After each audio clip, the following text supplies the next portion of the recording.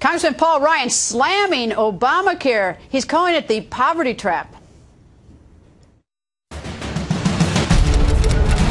The act creates a disincentive for people to work. The effect will be severe, as if 2.5 million people had stopped working. It allows Americans to choose to spend more time with their family or pursue their dreams. They do have less of an incentive to work. Translation: Washington is making the poverty trap much worse. The White House has been forced to spin these numbers. This creates the opportunity for more entrepreneurship that did not exist prior to the Affordable Care Act. By providing a subsidy, these people are better off, but they do have less of an incentive to work. Getting more opportunities, rising their income, joining the middle class. This means fewer people will do that. The act creates a disincentive for people to work. The benefit of having the freedom and choice that health insurance security provides outweighs those considerations. Fewer people are going to be working, and the economy will be slower as a result. That, to me, is just jaw-dropping. So will Obamacare discourage people from working? Joining us, the founder of Staples, a company that employed many Americans. Tom Stemberg is here. Nice to see you, sir. It's great to be here. What's your thought about the head of the CBO saying that the Obamacare creates a disincentive for people to work?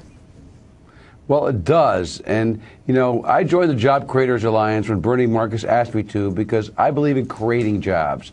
And this administration finds ways again and again and again to eliminate jobs or give people an incentive not to work. And here, because of the subsidies for health care, you're better off not working the extra hours it takes to get you employer-paid health care. Instead, you get a subsidy from the government, which, of course, is paid for by other taxpayers. And, you know, this is just, the CBO points out a very tragic side effect of Obamacare. But it's not the only one.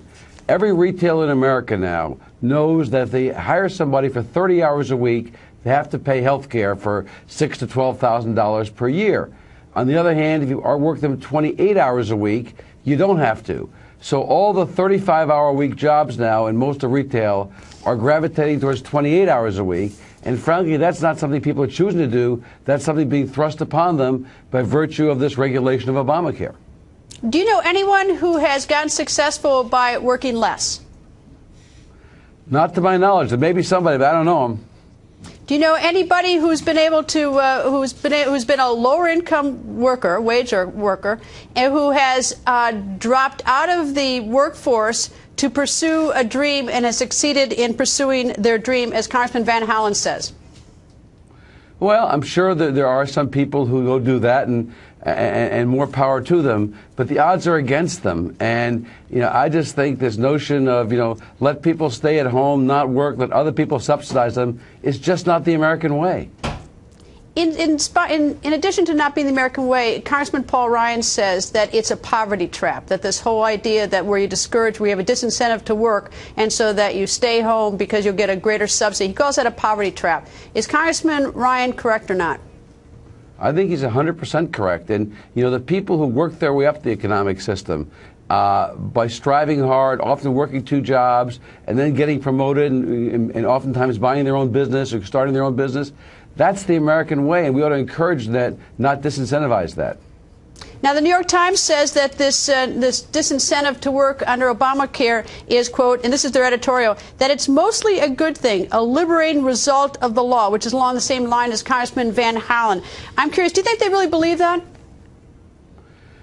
Well, I think the New York Times may believe it, but that certainly does not make it true. And I don't think it is true. I think the American way is to earn your own way in the society and not count on subsidies from others. And our taxes are plenty high already. We've got people leaving the country.